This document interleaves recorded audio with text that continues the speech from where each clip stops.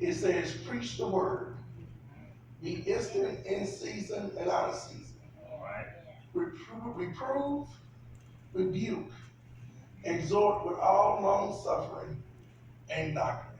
Yeah. Preach the word. Mm-hmm. Be instant in season, Yeah. out of season. Yeah. Reprove, rebuke, Mm-hmm. exhort Mm-hmm. with all long suffering Mm-hmm. and doctrine. Yeah. If I could use for a topic tonight, I would just say, Bishop Jasper, whatever you do, just keep on preaching. I thought about that tonight because when I came to New Life Baptist Church, because when I was praying this, the Lord told me just to make it personal, speak from your heart tonight. When I came to New Life Baptist Church the first time I came here, David Phillips invited me to this church. And I came for a Christmas play. And when I came for the Christmas play, I didn't know who knew, I didn't know nobody. And so normally when I go to churches like this, he always bragged about his uncle. My uncle can preach. My uncle can sing. My uncle can pray. We have church here. So I said, well, let me go over here and see what this is all about.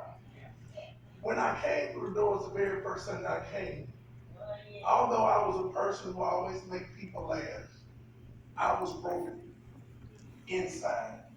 In other words, I was in church, but the church really wasn't in me. Right. I was at church. I knew how to praise the Lord. I knew how to sing the songs. I knew how to read the scriptures.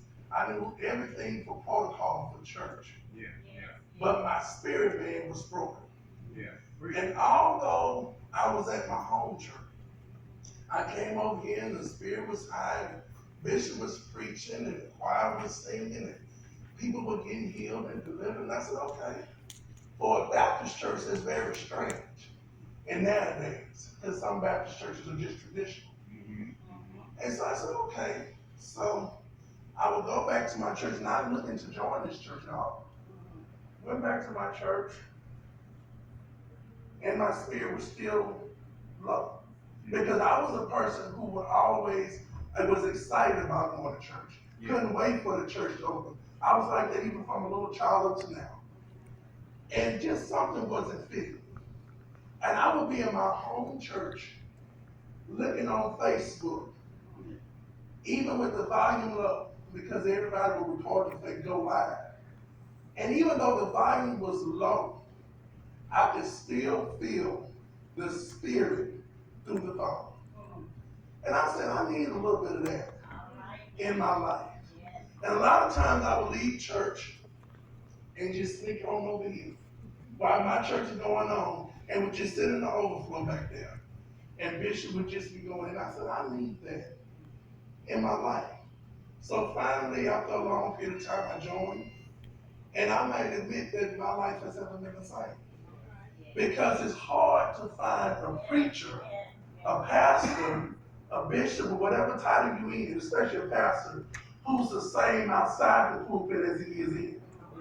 It's hard to find a pastor nowadays where you can call him without going through 45 people to get to him. It's hard to find a pastor who's compassionate, and when he says he loves you, you really feel it. And so during this anniversary celebration, I just came by to encourage a little bit. Because I don't care what kind of week you have.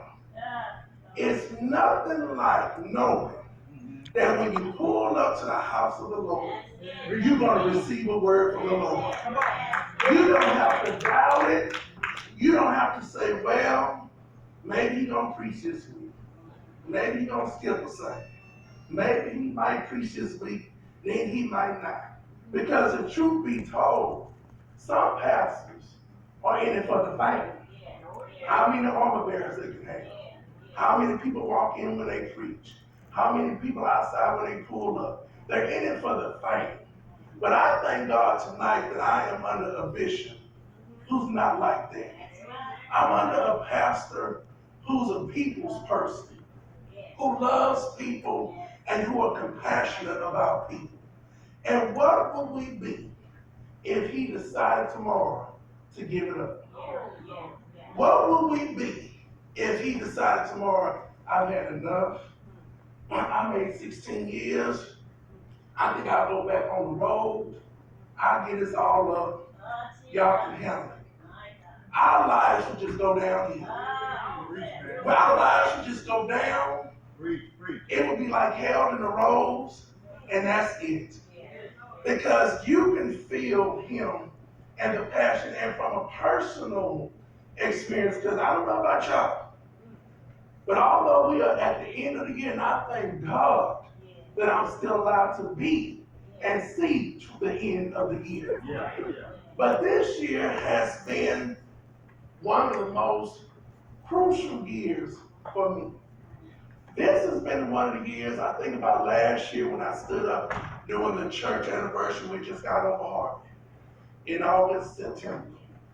Not knowing that a year later, in August, my mother would have a heart attack. Out of the clear blue. Never had no heart trouble or nothing. And when she went to the hospital, and it was a miracle because when she had the heart attack, she was having a heart attack 2 days and didn't even know. She went to bed with that, woke up with it. When she went to the hospital and found out that she was having a heart attack, Bishop was the first one we called. Matter of fact, my sister called him, and then I called her. And I had to, that was something, because when you see your loved one laying in the hospital bed, on their back, with hopeless, and you're supposed to be a preacher. You're supposed to preach your way through it. You're supposed to be strong through it. But I don't care how strong you are.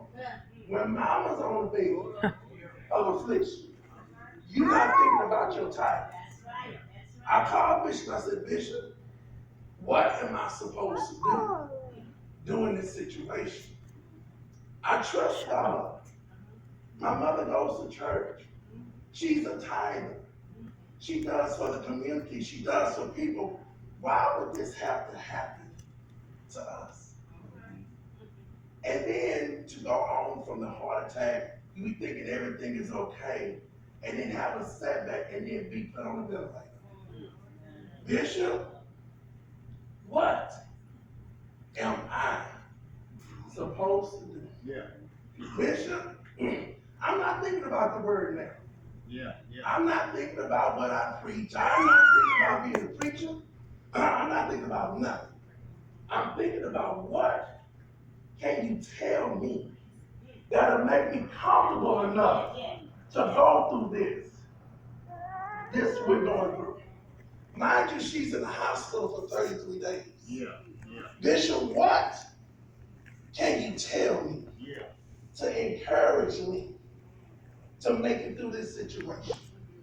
He said, Howard,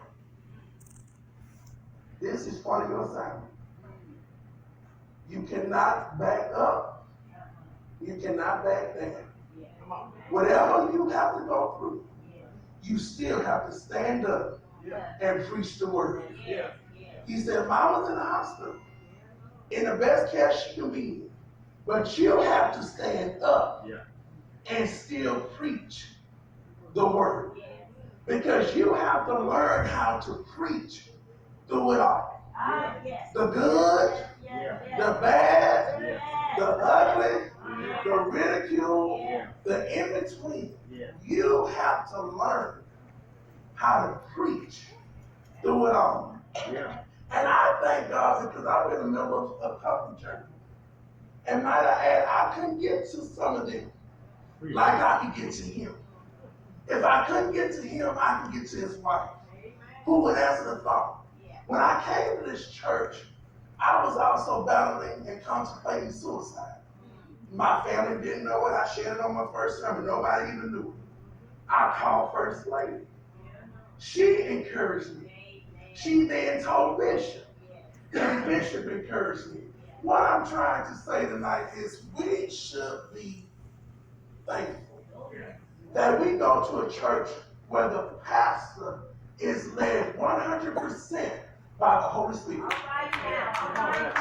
Be able to go to a pastor allows the Spirit to have his way. And as we are into this season of giving and this season of celebration, I thank God that when I leave my house, whether it's a Sunday morning or whether it's a Wednesday or a Sunday afternoon, I know for sure whatever hell I've gone through leading up to that day, I'm going to get a word from the Lord. A word that'll let me know that you can make it a little while longer. A word that'll let me know keep on going until you see the end. A word that'll let you know that the race is not given to the swift, nor to the strong, but the one that'll do it. A word that'll let you know all things work together for the good of them that love the Lord. A word that'll let you know to seek ye first the kingdom of God and his righteousness, and all these things shall be added unto you. I thank God for a pastor who can take a hit and keep on going. I thank God for a pastor who can get ridiculed and it don't bother him. Or if it does bother him, he doesn't let it know in the public eye. He lets it know in the privacy of his home. And as we conclude and come up to the celebration of this 16th pastoral anniversary, I thank God for a man who's a man. I thank God for a man who says, treat your wife like God says, because he treats his wife like God says. He doesn't do it just in public. He does it in private. I thank God for a man who's a father figure to his children. And a father figure to some who might not have fathers. Some daughters who might not have mothers. I thank God for a pastor who, no matter what comes, hell or high water, he's going to preach till somebody gets saved. He's going to preach until hell don't have to loose it and let it go. He's going to preach until if you sick, your body don't get healed. He's going to preach until whatever problem you're going through, you're going to feel a lift off of your shoulder. So I just came by tonight to say, Bishop Jasper, keep on preaching. Keep on preaching. Whether they like it or whether they don't. Keep on preaching. If you got to rebuke and keep on running, I don't think I'm by myself. But I've been rebuked by Bishop Cherry. I've never experienced that in my life. And honestly, made me mad. I'm like, where is he to tell me about myself? But little did I not know that he saw something in me that I didn't see in myself. He saw this day coming. I didn't see it, but he saw it. A man that has not known me all of my life saw the potential that I had in me to encourage somebody else. So no matter what goes on, I've said what I can say. And I'm going to keep on saying it. Bishop Jasper, keep on preaching. Don't just keep on preaching. Keep on singing. Don't just keep on singing. Keep on praying. Don't keep on praying. Just keep on encouraging. Because somebody is going to get it after a while. Somebody is going to get it. And so they're going to have to literally have a line down Fountain Street trying to get into New Life. Somebody's going to get it till they're going to come and lay their burdens at the altar and leave them there. Somebody's going to get it till they're going to say, you know what? The way I have lived is something about that church. It's something about the people in that church. It's something about the pastor of that church that I feel the love even when I'm burning down. We all look good. We all look good. But we must admit, we came in here with some head on down. We came in here with our head so low, we didn't even know how we were going to make it. We came in here and said, Lord, if you don't give me a word, I'm going to give up. I don't know what else I'm going to do. But I thank God once again for a pastor that preaches the word in season, when he's sick, when he's not, when he feels it, when he don't, when his back is against the wall and everything is not going well. He still comes in here and give us, and he don't give us a cheap word. He, he don't give us 2 for 1 word. He give us a full course meal on Sunday morning when the church is full, on Wednesday night when there's 10 of us in here. He gives us the full word. So Bishop Jasper, from your son in the ministry, I want to thank you for taking me under your wing and making me the better.